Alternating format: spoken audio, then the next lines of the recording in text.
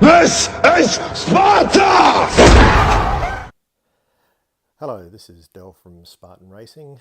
Just thought I'd put this little video up to show you a little modification I'm going to make to my BMW Fanatec wheel. And as you can see, BMW Fanatec wheel here. And what I have got is the Fanatec BMW Snap Action add-on carbon fibre from SRM.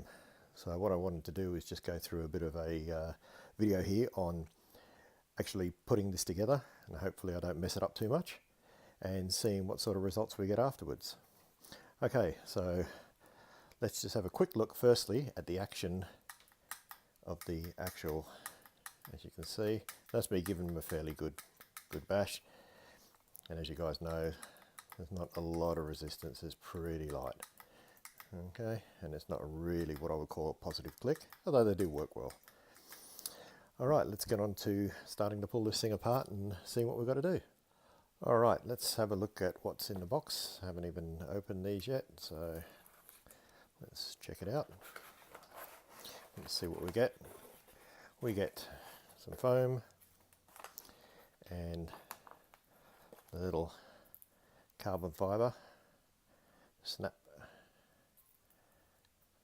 bits with some magnets, by the look at them, pretty damn strong ones as well. So there's two of those. Looks like a couple of little screws. Let's see if there's anything else. Looked up. Nope, that was it. Okay, so now we've got to do is just work out how to get all this together. Okay, so it seems a pretty simple fitment. Basically there's 4 screws here which you remove. Now these screws are really tight, so you've got to make sure that you get down right on them and use the right tip on your screwdriver, because they'll strip really easily.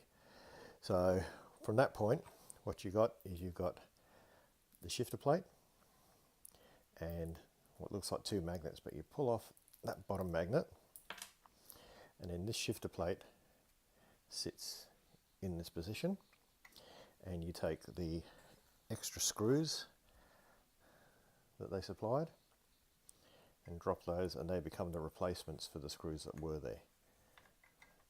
So drop each one of those in, hopefully get it lined up as best you can. Well, more than as best you can, you've got to get it lined up right.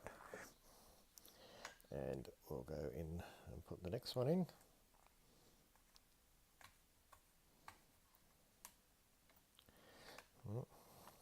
And then you tighten these down and then take the additional magnet and pop that in underneath the actual shifter itself. So in reality it's like this.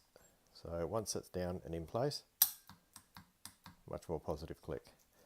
So I'll be back in a second and we'll just fit these up, because you really don't want to sit there and just listen to me screw these things in. Okay, so I've got one side in. It was just a couple of Allen keys.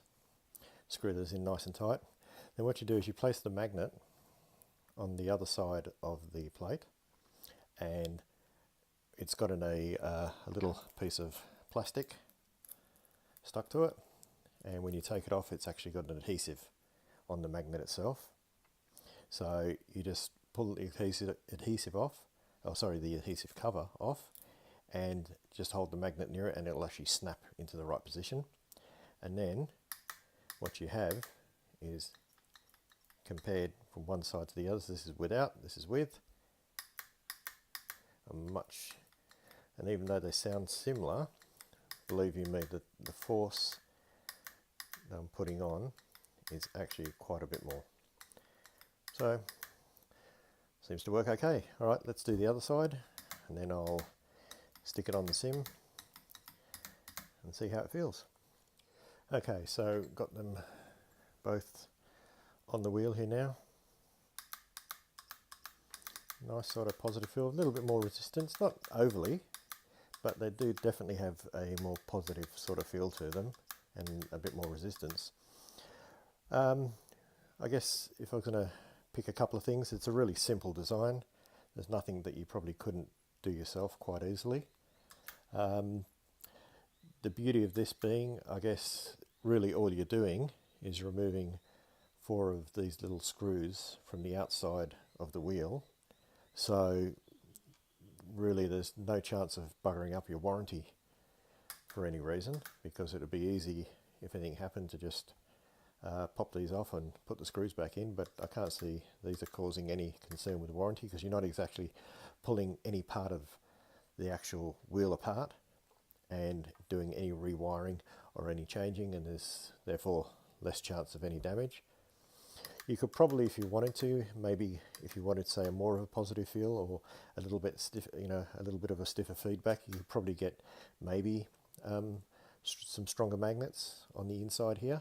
But obviously you've got to be careful size-wise, and I know there's ones you can get which are probably a little bit more strong than this, but I must admit, it's not too bad at all.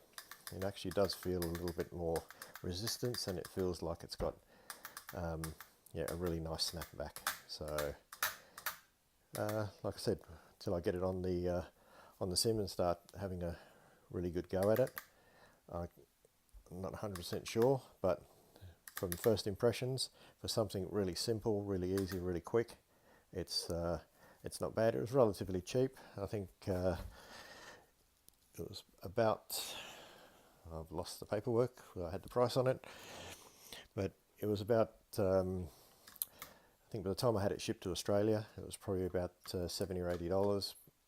But like I said to you, you could probably quite easily make something up like this, maybe on a 3D printer, or maybe out of some, I don't know, I guess plastic would be the best thing to do. I don't think I'd want to do it out of any aluminium or anything, because you'd obviously have to then look at a good way of fixing these magnets in. But this one's looks like they're glued in quite nicely. But like I say, for something cheap, the delivery was really good too. I think I got it within just over a week, and that's not bad from the UK. And it wasn't any priority shipping or anything, so it was pretty standard. So I was pretty happy with that. There we go. The little shifter upgrade from SRM, and I'll let you know a little bit later, after I've used it for a little while, what my thoughts are.